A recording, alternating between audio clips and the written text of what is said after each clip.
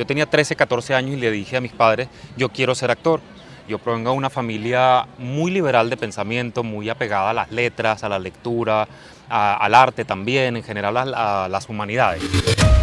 A veces uno sabe que un ambiente, un contexto, unas personas pueden favorecer ciertas cosas de tu carrera o de tu evolución o de tus objetivos, pero yo me relaciono con la gente y con mi oficio también en base a la pasión, a la humanidad y, si se quiere, aunque suene un poquito pretencioso, la ética. Yo en una época me tenía como en un estándar como muy alto de exigencia, ¿no? De ser todo como correcto, de ser todo perfecto. Yo de hecho soy prepuntual, o sea, yo tengo un problema con la puntualidad que siempre llego antes. Y como eso, muchísimas otras cosas. Pero cuando empiezas a tratarte con más amabilidad y con más cariño, las cosas afuera de ti también empiezan a salir mejor. La grandísima mayoría de los actores que yo conozco, incluido yo mismo, no nos gusta para nada vernos. Si nos vemos es por oficio, para saber qué hicimos bien y qué hicimos mal, y un ratico.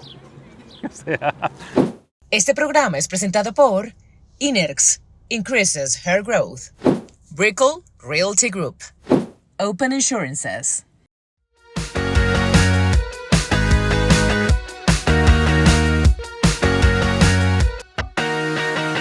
Seguimos en Barcelona. Gracias nuevamente por estar ahí semana tras semana compartiendo con nosotros, regalándonos su audiencia y además comentando nuestro programa. Barcelona, qué bella eres, gracias a esta primavera. El agradecimiento para mí es la base de muchas de las cosas que nos pasa, sin duda es mi columna vertebral. Agradezco la visita en la Ciudadela, en Barcelona, como les dije, a alguien a quien no conocía personalmente, pero que su trabajo es maravilloso, un hombre sólido. Estuvimos hablando antes de entrar a la entrevista y nos dimos cuenta que había una palabra que nos uniría de aquí y para siempre. La palabra es sólido. Actor, director, productor, guionista, Martín Braceco.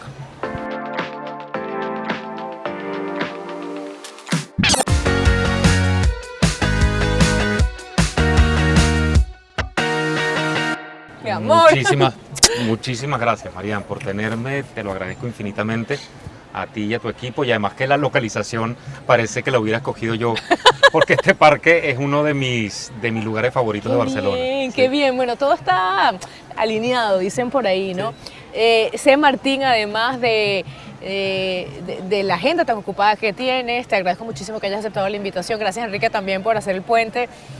Martín Braceco, hablando del nivel de teatro, de actuación, es sin duda una referencia para muchos jóvenes de tu generación, porque yo siento que tú has tratado de capitalizar y lo has hecho todo lo que quizás para una generación no era tan importante. El estudiar, el prepararse, el superar la cara bonita y decir que no a muchas de las cosas que te proponían. Háblame de esos inicios de Martín Braceco. Es muy interesante para mí lo que estás diciendo, porque sí es verdad que cuando uno sale, digamos, al oficio actoral, cuando uno decide ser actor, en mi caso fue muy joven, a los 14 años de edad, viendo una obra de teatro en Rajatabla, Zipango, una obra, bueno, que en su momento tuvo muchísima resonancia, y también El coronel no tiene quien le escriba, y luego viendo aquellos unitarios que se hacían en Radio Caracas Televisión, con Doris Wells y Marina Baura. Yo tenía 13, 14 años y le dije a mis padres, yo quiero ser actor. Yo provengo de una familia muy liberal de pensamiento, muy apegada a las letras, a la lectura, al arte también, en general a las humanidades. Y sí es verdad que cuando uno encaja en cierto prototipo que te favorece, por ejemplo en mi época, ¿no? El tamaño, el biotipo, ciertos rasgos, sí es verdad que hay una tendencia a encasillarte, por ejemplo en ese rol que podría ser el clásico de príncipe, ¿no? Y yo me resistí a eso un poco gracias a la formación familiar que tengo y luego a la formación que escogí o que me escogió. Pese a todo eso, no sé si decir pese, pero o gracias a eso, yo pude construir o he construido una carrera como actor más o menos característico, que va en contra, digamos, de lo que su físico es a priori. Y eso es a mí lo que me interesa como actor, el arte de la transformación. Sí es verdad que la actuación requiere una dosis de organicidad y de naturalidad que es muy importante, por ejemplo, para fluir frente a la cámara. Pero para mí como actor, la esencia del actor es la transformación. Wow, y esa transformación no se da de manera, digamos, espontánea, sola, sin de la nada. No. Hablas de un niño de 14 años. Cuando le dices esto a tus padres y a lo que cuentas me imagino que fue un rotundo sí. Sí. ¿Qué fue lo primero que hizo Martín para cuando, o sea, porque explotó todo, ¿no? Ya, y lo quiero ser actor, sí, para adelante. ¿Qué pasó? ¿Qué recuerdas de esa época? Bueno, una de las cosas más graciosas como anécdota de esa época es que yo tenía la edad que te comentaba y escogí uno de los monólogos más difíciles de la historia del teatro, que es el monólogo de Macbeth de Shakespeare. Wow. Claro, a la luz de los tiempos, o sea, pasado tanto tiempo, tantos años, a mí lo que me da es risa, porque era un niño de 14 años jugando a ser actor y jugando a querer ser Macbeth, que incluso a la edad que tengo ahora me impondría hacer un personaje así.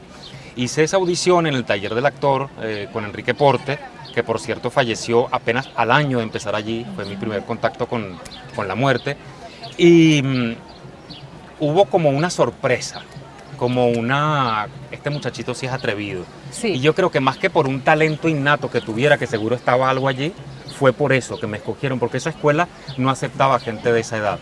Esa escuela era para gente ya, digamos, casi universitaria o a partir de los 21 años más o menos. Wow, eso, ¿cómo lo ves ahorita? Mágico, atrevido. ¿Qué tanto de ese niño atrevido sigue estando en Martín Braseco? Bueno, es muy importante renovarse, ¿no? Y renovar esa especie de ingenuidad, esa especie de frescura. Yo creo que conservo algo de eso en cuanto a la forma de relacionarme con las cosas, en cuanto a la forma de relacionarme con la gente. Yo muy poco en la vida me relaciono en base a intereses. A veces uno sabe que un ambiente, un contexto, unas personas pueden favorecer ciertas cosas de tu carrera o de tu evolución o de tus objetivos, pero yo me relaciono con la gente y con mi oficio también en base a la pasión, a la humanidad y, si se quiere, aunque suene un poquito pretencioso, la ética. Claro. Me importa mucho. Claro, me importa por supuesto. mucho. Cuando te decía que son piezas que se unen para armar esta gran figura, ¿no? Este rompecabezas de la vida, también tiene que ver con qué tipo de personas te estás nutriendo. Hablas de la interpretación, sí, pero también hay un Martín, bueno, hijo, amigo, primo, ¿no? Que está transitando por la vida fuera del personaje, sí, la mayoría del tiempo, o para buena parte del tiempo. Sí, es que en eso también yo diría que soy un privilegiado porque yo soy el menor de 5 hermanos. Wow. Y mis hermanos son desde matemático, pasando por biólogo, politólogo, hasta comunicador social. Entonces yo como que absorbí como una esponja, chupé de todo eso. Estuve allí como presente y ellos dándome todo lo que tenían junto con mis padres para hacerme un poco de lo que soy ahora, ¿no? Yo creo que para cualquier tránsito en la vida, cualquier tránsito profesional, emocional, humano, es muy importante la solidez de la que hablabas al principio y la que hablamos antes de empezar a rodar. Es muy importante la solidez, pero no solamente en cuanto a lo individual, sino lo que te rodea. Rodearte de gente sólida, o sea, tanto amigos como, familiares los escoges tú. Muchas veces, lamentablemente, sí, es el azar, ¿no? Que no te proporciona eso. Y en mi caso tuve la fortuna o el privilegio de que sí. Luego también del taller del actor entré en la Escuela de Artes de la Universidad Central de Venezuela y fue también como una revelación, porque yo vivía en San José, en el oeste de Caracas, que es una zona, digamos, bastante humilde, sí, popular. Bastante popular. Sí, claro. Y en la Universidad Central de Venezuela confluía gente de todos los estratos sociales, ¿no? Del este de Caracas, del centro de Caracas, del oeste.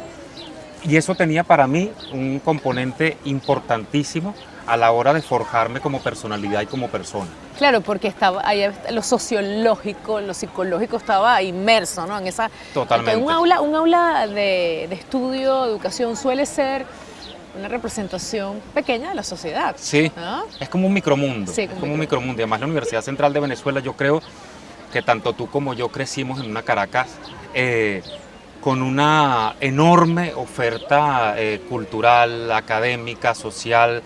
Y cuando digo cultural no es solo artística, sino también lo gastronómico, incluso también lo comercial. O sea, era una Caracas muy vibrante. Yo empecé en esto muy chamo, por lo cual viví los últimos coletazos, si no me equivoco, de los 80, y empecé a desarrollarme en el oficio en los 90. Era una época de oro. O sea, por ejemplo, cuando yo hacía publicidad, que siempre lo hacía como algo alternativo, me acuerdo que durante un periodo de más o menos 5 o 6 años, Miguel Ángel Alonso claro, me escogía permanentemente para sus comerciales y era un hombre que tenía un equipo, o Rubartelli, por ejemplo, de unas calidades internacionales sin ninguna duda, ¿no? Correcto. Y tuvimos la fortuna de crecer y desarrollarnos en esa Caracas. Mira, y ese Martín que trabajaba con estos grandes de la época, tuve la primera fortuna de trabajar con ellos, claro, de repente mientras los modelos se iban a hacer algo, tú que te ibas detrás de la cámara, ¿qué hacías? ¿Qué curiosidad ponías allí? Qué buena pregunta, porque además siempre me sentía como el bicho raro, como el marciano, porque yo andaba para arriba y para abajo con un libro. Wow. De lo que fuese, generalmente literatura, ¿no? O sea, ficción. También me gustaba mucho la filosofía a esa edad. Me iba solo a la Cinemateca Nacional. Entonces, por ejemplo, estaba yo en un desfile o en un backstage y me veían literalmente, todavía pasa, leyendo. O sea, leyendo. Y no porque me sintiera ni mejor, ni nada Sí, que ni ver. superior, No, claro, para claro. nada. Simplemente me daba placer. Sí, claro. Me daba gusto, o sea, me gustaba. Por otro lado, a mí también me gusta mucho la gente. Claro. Parece una contradicción, pero yo creo que es más bien un complemento. A mí me encanta la gente. Lo que pasa es que hay cosas que tú sabes que el oficio de uno consiste tanto en esperar que si no aprovechas las horas muertas, acaba siendo vacío. Pues, absolutamente, absolutamente. Leer, ¿no? A mí me gusta decir leer, siempre leer. No sé si lo leí por ahí, me gusta porque se ha perdido tanto la lectura. Hablabas de la importancia de eso, de que te guste la gente también, pero es que mientras más lean, más puedes entender a la gente también. Yo creo que sí. Yo creo que son cosas que se retroalimentan. Claro. Yo creo que eso que a veces consideramos como lejano o académico, que está más elevado, es justamente para que bajemos a tierra y para que entendamos que no somos la quinta esencia del universo, que no somos la tapa del frasco, que somos un puntico más en el universo y que si nos comportamos así, tanto en la vida como en los equipos de trabajo, es que no hay tutía, las cosas fluyen más. No hay manera. Porque a veces se habla mucho del ego, se habla muchísimo del ego. Yo no quiero demonizar el ego. Satanizarlo, ¿no? Satanizarlo, porque el ego es una herramienta de trabajo. El ego te hace llegar a ciertas cosas, es como una entidad práctica.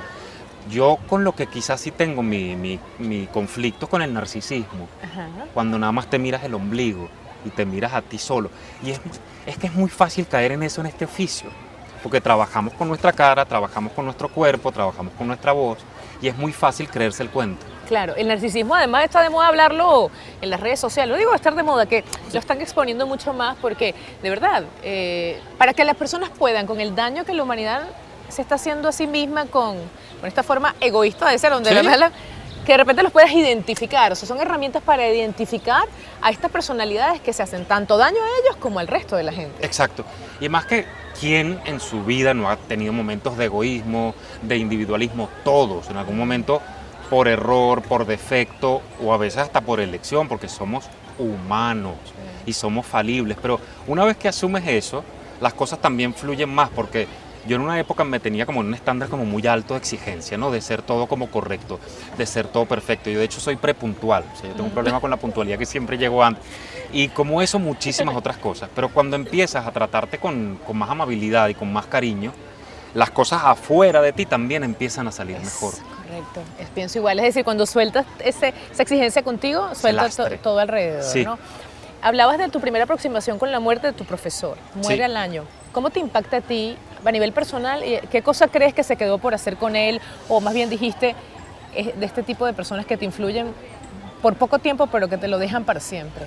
A mí me marcó Enrique Porte, era un grandísimo maestro de actores. Y recuerdo que cuando me dieron la noticia de la muerte, además él tenía en ese momento lo que para mí era una persona madura, grandísima, tenía 42 años, murió de un infarto fulminante. Wow.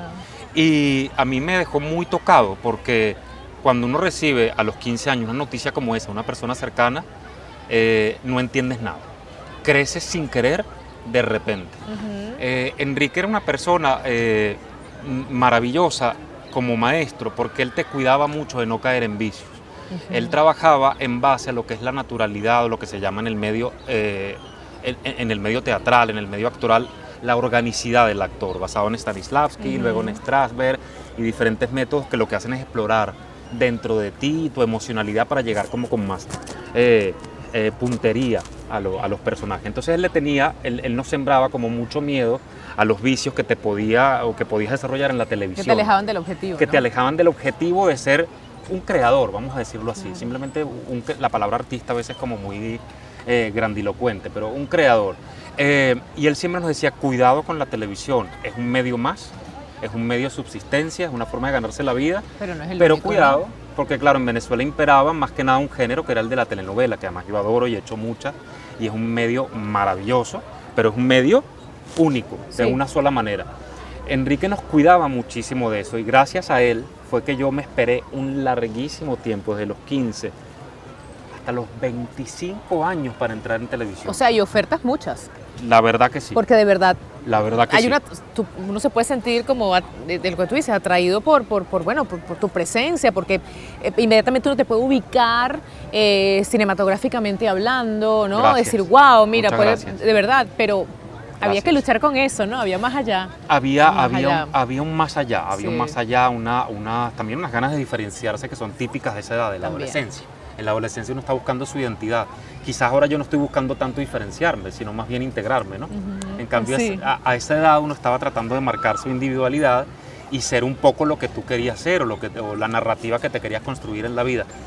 Y sí, había muchas ofertas sobre todo en su momento, las hubo de Radio Caracas, o gente que en el taller del actor me decía, Martín, ¿por qué no vas a Venevisión? Y yo me iba, yo fui a Radio Caracas cuando tenía como 16 años, creo que a Venevisión cuando tenía como 17, iba, hacía un casting, me preseleccionaban, me volvían a llamar y yo decía no. Wow. Me daba como una cosa, como que no quería, hasta que al final, en el 2000, yo tenía 25, bueno, por ahí 25, 26, entré en Radio Caracas Televisión, sustituyendo a Luis Fernández Wow. en esos giros de las novelas. Él se moría, yo supuestamente era un gemelo que aparecía en la trama de la novela. Sí, sí, sí. Pero claro, imagínate tú, ahora lo veo, yo me sentía un hombrezote, pero tenía 25 años, entrando a sostener la trama de una novela que estaba terminando. Bueno, hay palabras que no se pueden decir aquí en vivo, pero yo me chorrié, eso sí se puede decir. pero lo lograste, ¿no? Pudiste con eso. Lo logré, no quedé satisfecho, pero lo logré. ¿Qué actor queda satisfecho con el trabajo que hace? ¿Cuál? No, Cuéntame. ya, ¿Conoces alguno? Yo creo que el que queda satisfecho le falta un poquito más el transitar como actor, ¿no? ese es un clásico, además que mucha gente cree que uno le gusta mucho verse en pantalla, que uno le encanta. No. La grandísima mayoría de los actores que yo conozco, incluido yo mismo, no nos gusta para nada vernos. Si nos vemos es por oficio, para saber qué hicimos bien y qué hicimos mal, y un ratico. O sea, no es que te vas a ver ahí 2 horas seguidas. No. Fíjate, es una constante y además es una cosa generalizada en la mayoría de los actores. No es algo aprendido, es como una especie de autodefensa, es como para no viciarte tú mismo de lo que estás haciendo y poder seguir avanzando. Yo creo que sí, porque cuando te empiezas a ver tan compulsiva u obsesivamente, Sí. hay algunas cosas que empiezan a dejar de funcionar. Y también, para mí es muy importante transmitir el mensaje de que hay actores tímidos, grandísimos actores tímidos, grandísimos actores pudorosos, que no quieren tanta atención, que la ejercen. Cuando toca la promoción, yo creo que soy uno de ellos, que tiene esa parte tímida, ¿no?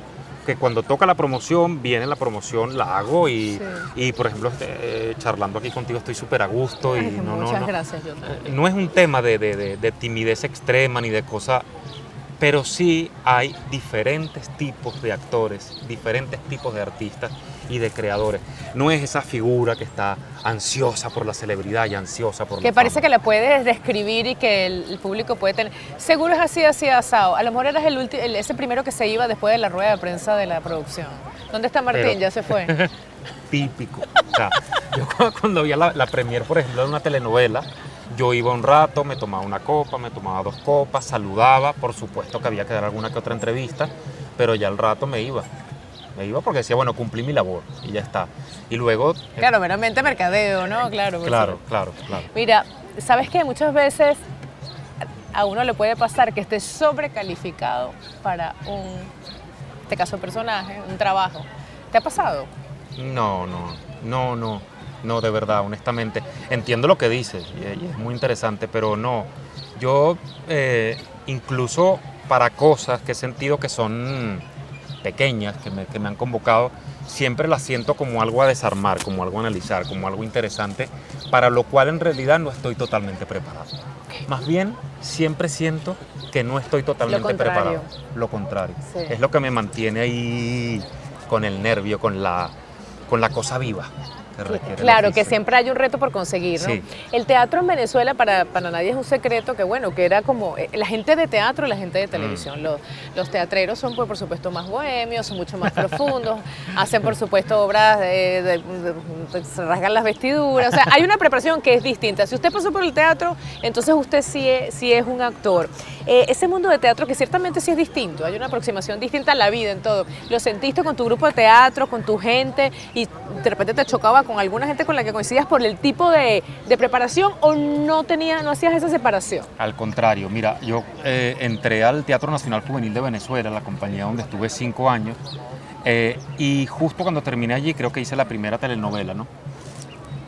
El respeto, el cariño e incluso la admiración no merecida, porque no me conocían bien, de la gente de mi edad, muchachos en esa época, porque yo venía de teatro, era una cosa que a mí me conmovía. Qué bonito. A mí, o sea, en los pasillos de Radio Caracas, muchos compañeros con los cuales tengo contacto aún hoy en día, gente que quiero muchísimo, pasábamos por los pasillos y me decían, hola, mira, tú eres de teatro, ¿verdad? Sí, es como Ay, el qué maestro. Era como una cosa Sí. que también a veces está magnificada hasta un nivel que yo no sé si sea justo, porque lo que dijiste es plenamente cierto. Sí, para mantenerte en el oficio teatral tienes que tener una madera sobre todo como de obrero. Tienes que trabajar mucho, muchas horas de ensayo, muchas horas de funciones y generalmente por poco dinero. Así es. Entonces tienes que tener una vocación de hierro. Sin embargo, como en cualquier medio de la vida, como en cualquier medio profesional, desde las ciencias hasta las humanidades, hay también gente frívola en Claro. el teatro y gente que no se toma las cosas Coleada en serio. en el teatro. También, Coleada. también. Y además Además que el tipo de teatro también Claro. que haces, ¿no? Claro. O sea, no estamos hablando del teatro Chacaíto, que en Claro. su momento pues, le dio tanto entretenimiento a un público en particular en los años, no sé, 70, ¿no? Sí. Ese teatro que además, bueno, que tiene diferentes estilos y que tiene su público, que es lo interesante. Sí, que tiene capas, ¿no? Que tiene capas. Tú sabes que Héctor Manrique, por ejemplo, hablar de Héctor Manrique, no sé si Claro, con él. claro. Héctor se formó en el taller del actor Claro, también. Héctor tiene fama de ser un tipo, bueno, difícil, que te hace como una prueba cuando llegas a su taller y que parece que te prueba emocionalmente. ¿Qué tanto de eso, no, Héctor, por cierto, me tienes algo pendiente para un programa que necesito que me diga algo? O sea, son formas de shock de repente para ver si alguien tiene la madera para ser actor. Eso depende mucho de la personalidad, de la elección Sí. personal de quien sea, del individuo, ¿no? Sí. Pero sin duda, Héctor Manrique es un hombre de teatro, hecho en el teatro y que ha respirado y vivido teatro durante décadas. Y es un hombre de carácter, es una gran personalidad. Yo lo conozco desde que yo era prácticamente un niño y él era muy joven también. Y con Gené, ¿no? Todo y claro, claro. Juan Carlos Genet, Por supuesto, Verónica Odó. Verónica Odó, Sí, claro. por supuesto Lombardi, toda esa gente. Y de allí viene Héctor Manrique. Y es gente muy, muy sólida y muy exigente. Ahora, hablando ya, por ejemplo, de las personas que lanzan metralla, eso creo que ya está anticuado. Sí. El tema de los directores, por ejemplo, que altisonantes, que vociferan, que prácticamente insultan o Claro, que intimidan. que intimidan eso, o que tratan mal a la gente para tocarles resorte, para mí está pasadísimo de moda y cada vez se ve menos. Gracias a Dios. Gracias a Dios. Yo acabo de estar en una serie para México que rodamos en Tenerife el año pasado, se llama Isla Brava, está a punto de estrenarse ¡Qué bueno! por ViX Plus, y el director, que es un grandísimo director mexicano que se llama Pitipol Ibarra, era esa cosa como de guante de seda. Era una persona que estaba en todo y para todos, sin levantar jamás la voz, en escenas incluso con 20 actores y 100 figurantes. Ese es un liderazgo que es mucho más poderoso. Claro, esa es la fuerza de la amabilidad. Lo que pasa es que nosotros, bueno, veamos a nuestros gobernantes, ¿no? De nuestro lado del mundo, en donde no, esa fuerza pareciera que tiene un impacto, pero al final todo lo contrario, te quita la capacidad de discernimiento, te aleja de tu propio monólogo interno, estás como no sabes después Casi ni qué. me sacas una grosería Sí, porque es sí que se pueden decir groserías, ¿viste? se puede decir coño. Claro Iba a que se puede decir coño. iba a decir coño porque dijiste una cosa que yo he parafraseado. Yo creo que una de las cosas que a veces no vemos que nos quitó el régimen, por ejemplo, de Venezuela, es la capacidad de discernimiento, la capacidad de revisión ciudadana, de objetividad, de verdad hacer y hacernos crecer, ¿no? Y proponer y no tener miedo a tus ideas y que haya, por supuesto, la discusión sana, porque así es que se construye país, ¿no? Con esa discusión, con que tú y yo no estemos de acuerdo. Claro, y esa es la Pero verdadera buscar que sea democracia. el pater, ¿no? Que family que venga y nos proteja de todo. Bueno, esa es la fórmula sí. del Mesías, Sí, de los total. caciques, del caudillo, Sí. que se repite tanto en tantas partes del mundo y en Latinoamérica con más énfasis, parece, ¿no? Bueno, pero Martín además ha hecho una historia bellísima como actor, ya 20 años fuera del país, pero eso no quiere decir que esté separado, todo lo contrario, más venezolano imposible. Se crió en Venezuela, aunque nació en Uruguay. Venezuela tiene de eso todo, no hay que decirlo, ¿no? Porque a veces cuando hay que aclararlo, yo digo, pero ¿por qué si nosotros somos fuimos un país tan receptor? O sea, tú eres de donde te criaste, ¿no? Absolutamente. Absolutamente.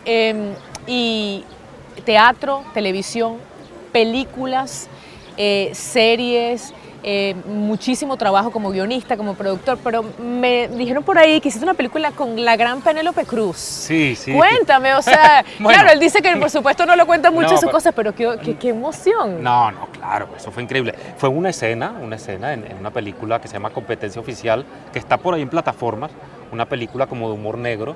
Y claro, yo hago mis castings como toca, Sí. y hago 1, 2, 3 castings, incluso para ese personaje tan pequeño hice 3 castings. Y cuando toca el momento de recibir, de saber, de enterarme de verdad de qué iba a ser, me enteré de que era con Penélope Cruz. Y bueno, para mí como para muchos es un ícono, ¿no? Para mí es una referencia en muchos sentidos, Sí. Penélope Cruz. También estaba Antonio Banderas Wow. en la misma escena. Y yo lo único que pedía era, por favor, que me salga natural, que me salga de verdad. Y en ese momento, ¿no? En el que van cerrando plano y van saliendo los figurantes y quedas tú y tienes que decir tu frase, en ese momento cuando uno logra conectarse a los ojos, que me ha pasado, mira, eso Sí. no pasa siempre, eso pasa con ciertos actores. ¿Sabes con quién pasa en Venezuela mucho eso? Con 2 actrices con las que he trabajado, con Danielita Alvarado y con Gladys Ibarra, que es como que te hacen Ajá. con los ojos, con la pepa de los ojos, para decirlo en criollo, te jalan hacia ellas. Y eso lo tiene Penélope Cruz. Es como que te meten en lo que están. Y eso es una cualidad increíble. Claro. Yo el día anterior había hablado con Edgar Ramírez, que es muy amigo mío desde hace Claro. muchos años, y le dije, Edgar, mira, yo a lo mejor a Penélope ni siquiera la voy a poder conocer. Dile, por favor, que eres... que Porque somos ellos son muy amigos, han trabajado, Son muy claro, amigos, sí, claro. hicieron una serie juntos. Sí. Él le dijo, y al día siguiente, cuando grabamos, ella me dijo como muy amablemente, tú eres Martín, ¿verdad?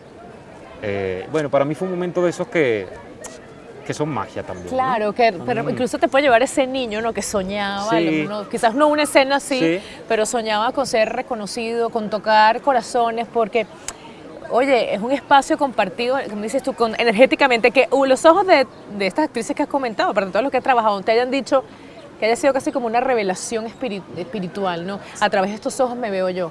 No siempre uno se puede Sí, ver es en verdad. los ojos de los demás, ¿no? Es verdad. Y fíjate que hablábamos del tema del teatro y la televisión y el cine, ¿no? Los diferentes escenarios, los diferentes medios.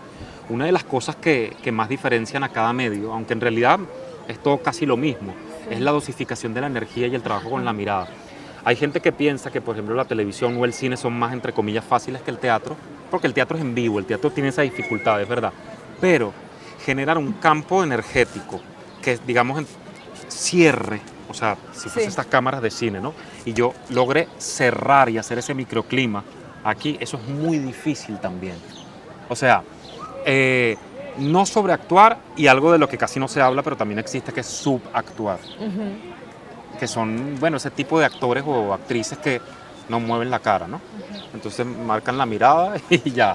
Exacto. Aparte de sobreactuar, también se Pero puede hay que conocer sobreactuar. cuáles son tus fortalezas para que puedas hacer eso, porque cuando buscas, digamos, esas herramientas que a otros se le dan de manera natural es donde te alejas lo que tú dices del objetivo, ¿verdad? Es muy fuerte, porque hay gente que tiene eso de manera absolutamente natural e innata, Sí, que tiene esa capacidad de concentración, porque al final es eso. es concentración. ¿Cuál es tu fortaleza? No te lo voy a decir porque eres un hombre muy completo, evidentemente, pero esta pregunta uno siempre tiene miedo de hacerla, ¿no? No, adelante. La de, ¿qué más? ¿Cuáles son esos personajes que siempre te gusta hacer? Ujú. Obviamente los que te reten, a lo mejor, pero no sé, históricos, biográficos, ¿cuáles te...? A mí me gustan muchísimo los personajes que están al margen, los personajes marginalizados. No me refiero a marginales a Sí. nivel socioeconómico, que también podría ser, sino los personajes marginalizados, por ejemplo, por orientación o identidad sexual, por adicción a las drogas, por problemas psicoafectivos. Todos esos personajes que puedan tener muchas capas son los que más me apasionan a mí, por los que yo he luchado, ¿no? Claro. No siempre se te da, obviamente, porque es mentira que excepto un 1% de los actores podemos escoger. La mayoría de las veces no podemos escoger qué personaje vamos a hacer en tal producción. Esos llamados sociópatas, ¿no? Esa Por gente ejemplo. que no se adapta a la sociedad y que Por- tiene una manera de ver la vida y que justifica todos sus actos en función de su...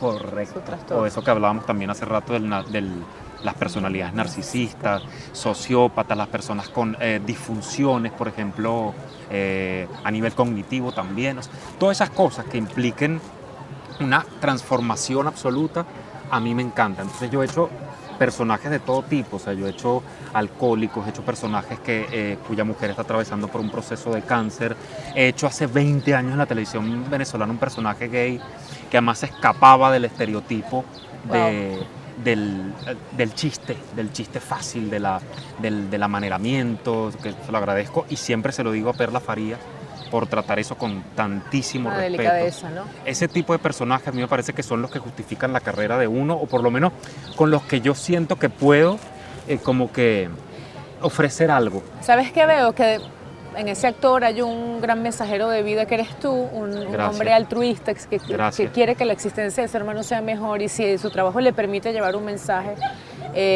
ahí lo va a llevar. Vas a decir los marginalizados, los Sí. discriminados de alguna forma, los apartados, los Sí. no entendidos, los no comprendidos, Sí. los sentenciados a muerte en vida, Sí. ¿no? Los sentenciados a muerte en vida. Potente esa frase.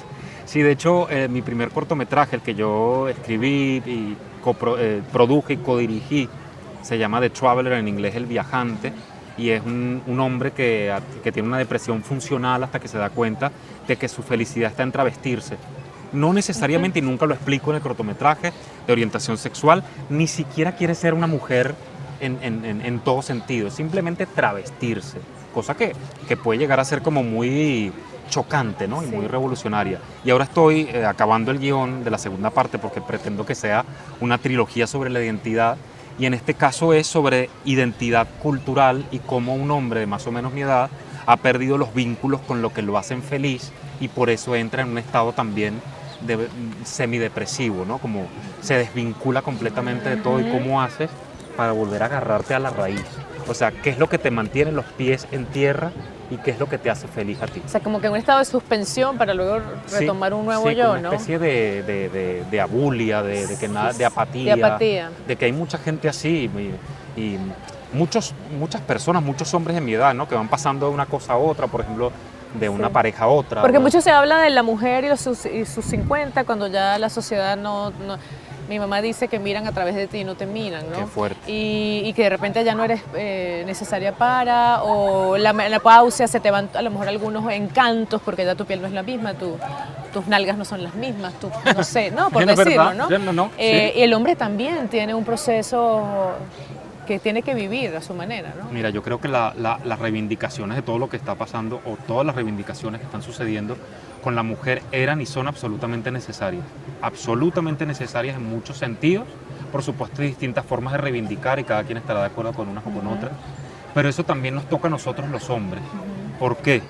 Porque yo creo que de esas reivindicaciones que están haciendo en el universo femenino, nosotros como hombres tenemos que aprender y tenemos que aprender también a redefinirnos, es decir, a veces para nosotros los hombres, no quiero para nada ser victimista porque creo que más bien hemos estado en una posición de privilegio, pero a veces cumplir con ese rol también es complicado.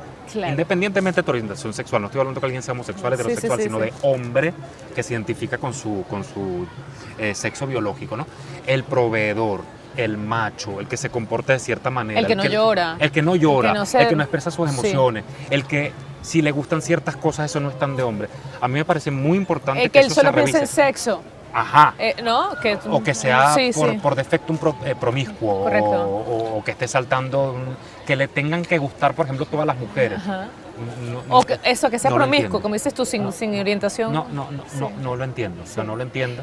No. El discurso, todo eso hay que desmontarlo para, bueno, montar el que a ti que vaya bien contigo, ¿no? Que te haga feliz, el que haga feliz a tu entorno, el que sea más sincero. Yo creo que la sinceridad es como la clave de todo en este momento, ¿no? En este proceso. No hablamos de la canción de Shakira, por cierto, que nada me gusta, por cierto. No sé si a ti te gusta la canción de Shakira. Creo que es un poco también más de lo mismo, ¿no? Pero nuevamente ella está en un objetivo y lo logró. Sí, es válido. Ella está clara. Yo creo que se trata todo esto, me refiero a lo que hablábamos hace un rato, de desmontar patrones y roles, de sumar felicidad a nivel colectivo. Suena un poco como flor, suena idealista, pero quizás por mi ascendente zodiacal o por mi signo, yo soy Acuario. ¿Y el ascendente? También Acuario. Okay. Entonces yo creo mucho en esas cosas, verdaderamente en el... Y además la era de Acuario, bueno... Sí, claro, todo está muy potenciado, claro que sí. Yo creo en ese tipo de cosas, Sí. creo que todas las reivindicaciones sociales deberían servir para eso, no es que sirvan para eso, porque muchas veces se confunden en el camino. Claro. Pero creo que son muy importantes y que no les tenemos que tener miedo, que no tenemos que tenerle miedo a los cambios, porque ya uno entra en una etapa de su vida en la que, por supuesto, es muy cómodo, es muy sabroso echarse en la casa y decir que las cosas sigan como son, ya está, no importa, yo estoy bien así. No, pero como si no te repicara, ¿no? Ajá. Claro, ajá. Y además no sé, ir por donde también los tuyos caminaron, ¿no? Que yo creo que eso es bonito. ¿Qué hicieron nosotros que somos? Tú eres, obviamente, naciste en Uruguay, tus padres, ¿no? Sí, sí. Y yo que soy hija de cubano, ¿no? A veces mira atrás y dije, ¿qué hicieron ellos, no? ¿Qué cosas tuvieron con las que lidiar también? Y a lo mejor en esta cosa de como tipo constelación familiar, ¿no? O sea, tipo, sí. ¿qué papel tengo yo? ¿Qué papel tengo yo en esa secuencia de hechos, ¿sabes? Sí, bueno, tú como guionista haces esa secuencia de hechos, ¿no? Claro, eso es la biografía, lo hacemos Claro, los actores también, hacemos la biografía del personaje y todo lo que son las raíces, ¿no? Lo que tú acabas de decir para mí es muy importante, o sea, los hijos de inmigrantes, o los que nacimos en otro país y nos fuimos muy pequeños, como yo a Venezuela, y luego nos fuimos a un tercer país. Vamos sumando, si tenemos los sentidos alerta, vamos sumando sensibilidades. Y yo creo que eso es lo importante, vamos incluyendo en vez de excluir. Y a mí me parece muy importante lo que dijiste como legado familiar, porque hay herencias de todo tipo, hay gente que no recibe herencia material, hay gente que recibe una gran herencia, pero la herencia más poderosa que hay, el capital más poderoso que hay, es lo que te dejaron tus padres. Y yo tuve la suerte, así que digo, wow, sí. qué privilegio de tener. Mi madre está viva todavía, pero de tener unos padres de oro. Oye, de oro. Martín, eres muy buen terapeuta. Muchas gracias. Sí, creo que haces mucho, que además te lo tiene que tener el actor, el buen actor. Haces una empatía maravillosa con quien hablas. Muchas no gracias. quieres ser complaciente. Entrevistabas a Henry Saca en estos días y me decía, pregúntame lo que tú quieras, porque si yo acepté la invitación, debería contestarte y no seas complaciente. Y me pareció tan posible trasladar a la vida en general. Qué maravilla. ¿No? O sea,